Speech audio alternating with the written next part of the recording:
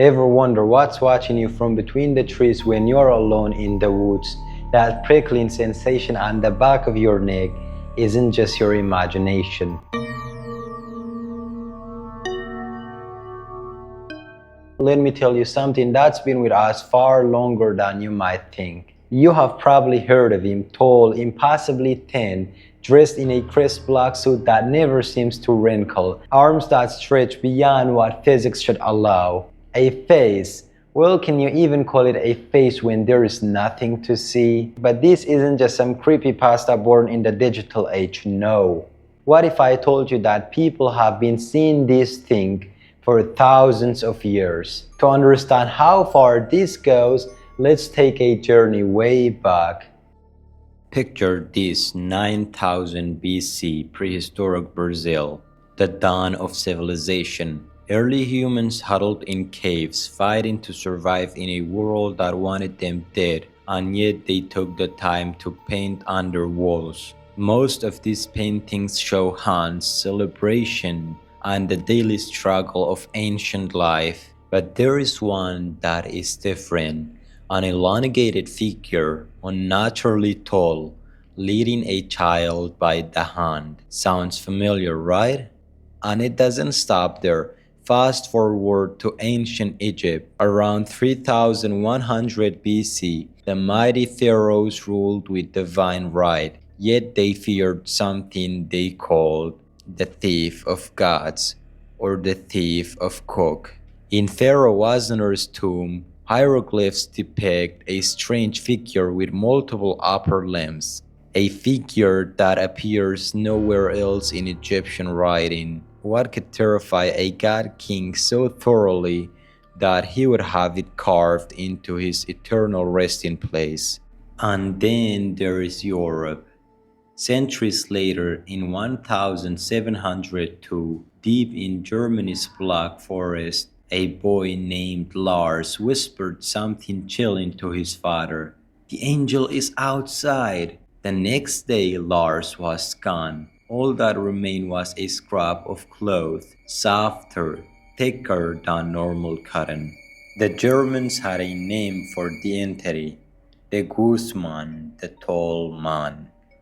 Parents would warn their children, "Behave, or the Guzman will come for you in the night. He dwells in the forest, watching for children who wander too far from home, and when he finds them, they never come back."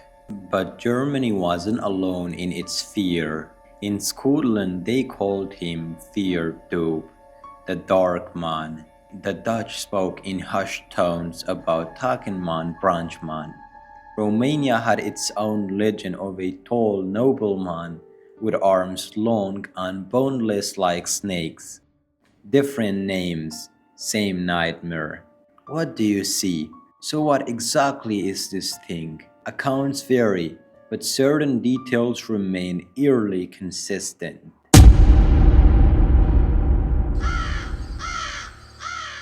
Impossibly tall and thin, a black suit, sometimes with a hat or a tie. And those arms, those impossible arms that stretch and reach and grab. Some say he has tentacles sprouting from his back. Others claim his fingers extend into tendrils that he uses like Dr. Octopus. And his face, most agree it's pale, expressionless, wrapped in something like gauze, or simply blank. Seriously, how does something with no face see you? And yet he always does. He doesn't run, he doesn't have to. He simply appears, sometimes at the edge of the photos, sometimes reflected in the windows, sometimes standing motionless among the trees. He floats rather than walks, drifts like smoke when he moves. Physics doesn't apply to him the same way it does to us. But what does he want? Children primarily? The stories across cultures all share this theme.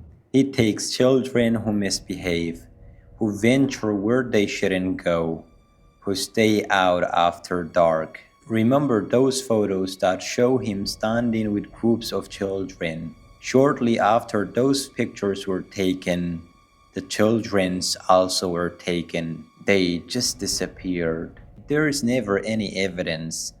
No bodies, no blood, no sign of struggle. They are just gone.